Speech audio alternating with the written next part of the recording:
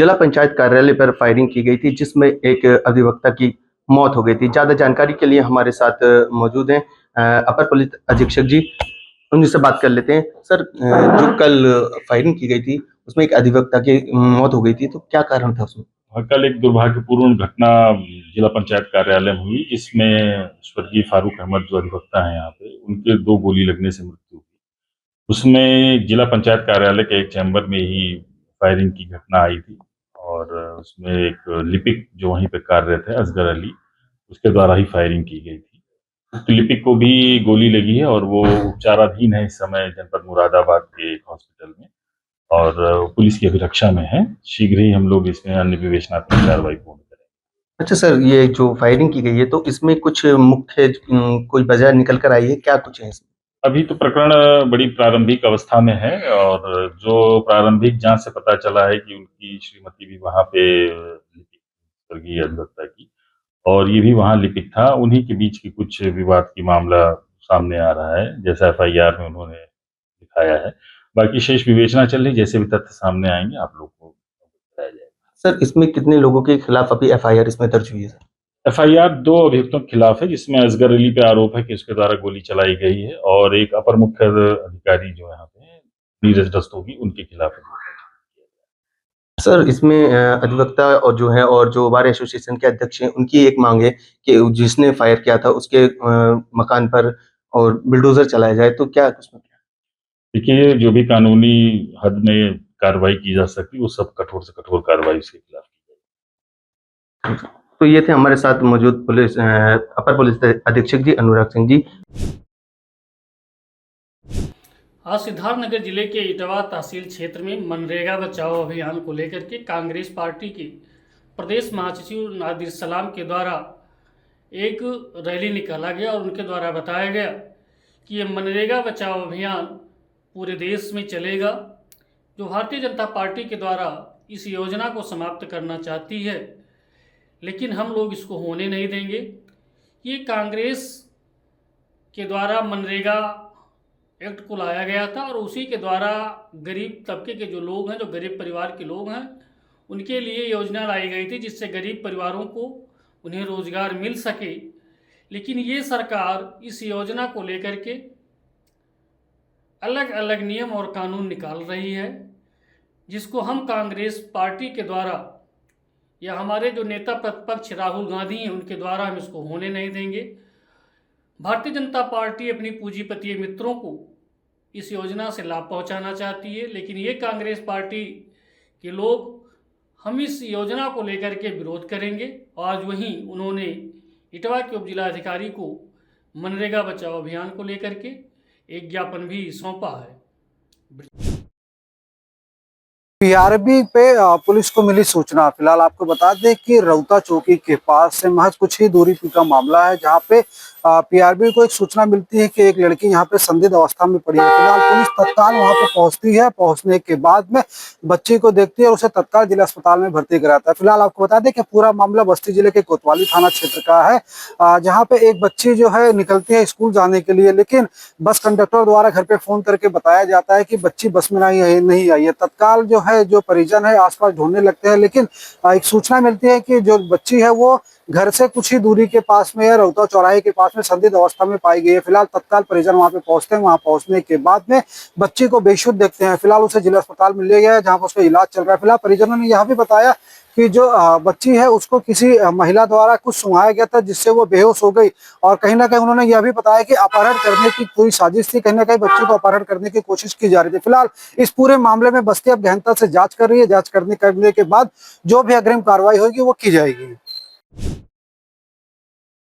पीलीभीत में चतुर्थ कर्मचारी की पत्नी के खाते में 1 करोड़ 20 लाख रुपए का लेन देन हुआ है। एनएफटी के जरिए पत्नी के खाते में 1 करोड़ का ट्रांजैक्शन, ट्रेजरी से 1 करोड़ का ट्रांजैक्शन डीआईओएस से जुड़ा मामला है। आपको बता दें, इंटर कॉलेज का एक चपरासी डीआईओएस ऑफिस में सालों से समृद्ध इस्लाम शमसी की पत्नी अरसी खातून के खाते में लेन देन किया गया है। बैंक कर्मचारी ने इसकी जो है शिकायत जिला अधिकारी से की है। वहीं जिला अधिकारी ने जांच के आदेश दे दिए हैं।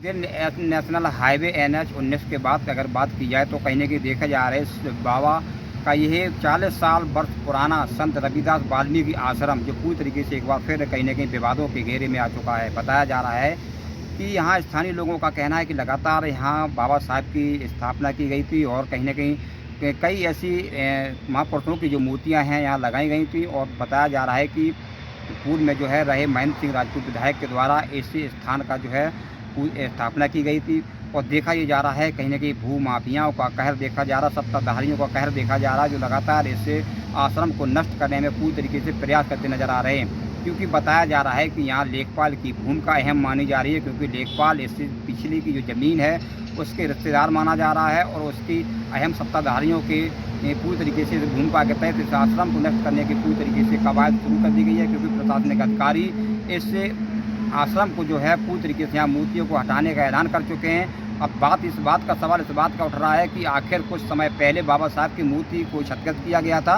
उसके बावजूद भी कई प्रशासनिक अधिकारी यहाँ मौके पर पहुँचे थे और बाबा साहब की मूर्ति की स्थापना की गई थी।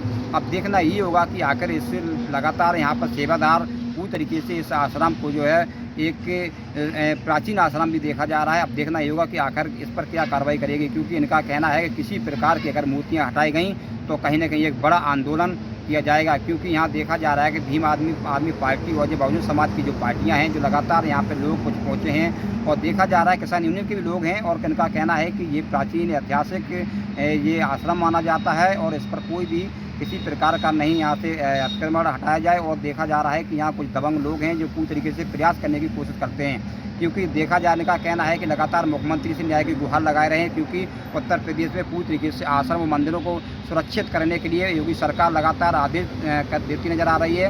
और वहीं देखा जा रहा है कि इस आश्रम को नष्ट करने के लिए पूरी तरीके से सत्ताधारी एवं भूमाफिया पूरी तरीके से प्रयास करते नजर आ रहे हैं। उत्तर प्रदेश बोर्ड परीक्षा की तारीख तय हो गई। 18 फरवरी से लेकर 12 मार्च 2026 तक ये परीक्षाएं चलेंगी और रायबरेली में शासन प्रशासन ने और पुलिस प्रशासन ने अपनी कमर कस ली है।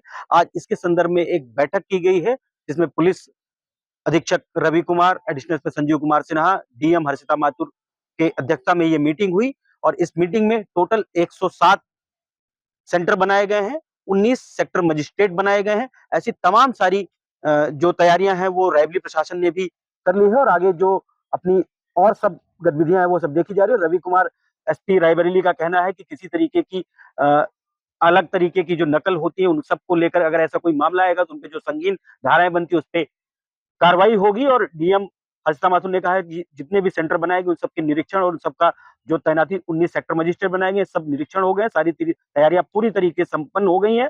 अब आने वाले समय में 18 फरवरी से लेकर के ये उत्तर प्रदेश बोर्ड परीक्षाएं चालू होगी और रायबरेली में जैसा मैंने पहले भी बताया कि 107 सेंटर और 19 सेक्टर मजिस्ट्रेट की तैनाती की गई है इस बोर्ड परीक्षा को लेकर के।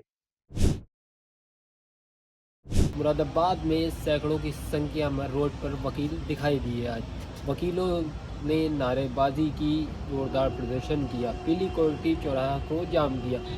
वकीलों का कहना है कि रामपुर में वकील की जो हत्या हुई है उसके मुजरिमों को फांसी दी जाए वरना हम आंदोलन करेंगे। वकीलों ने जिलाधिकारी को ज्ञापन दिया और उनको फांसी पे चढ़ने की मांग की। उन वकीलों का कहना है कि जितने भी अभिवक्ताओं पर कोई भी अत्याचार होगा तो हम सबके साथ खड़े हैं। वकीलों ने इस पे पीली कोठी चौराहा पूरा जाम कर दिया था। यातायात भी थोड़ा प्रभावित हुआ, लेकिन मौके पर पहुंची पुलिस ने वकीलों को कैसे न कैसे करके समझा के उनको आश्वासन दिया है कि उनकी मांगें सुनी जाएंगी, उनके खिलाफ सख्त कार्रवाई की जाएगी।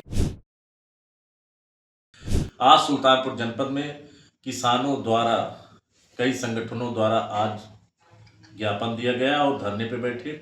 इनका जुलूस आज शाहगंज चौराहे से डाकखाना चौराहा होते हुए तिकोनिया पार्क पे आज खत्म हुआ। वहीं पर ये लोग धरना पे बैठे। अमेरिका सरकार द्वारा अमेरिका के साथ जो किसानों की नीति को लेकर के आज किसानों द्वारा एक विशाल धरना दिया गया, जिसमें सैकड़ों की संख्या में लोग शामिल हुए और जिलाधिकारी को, मुख्यमंत्री को और प्रधानमंत्री को ज्ञापन दे करके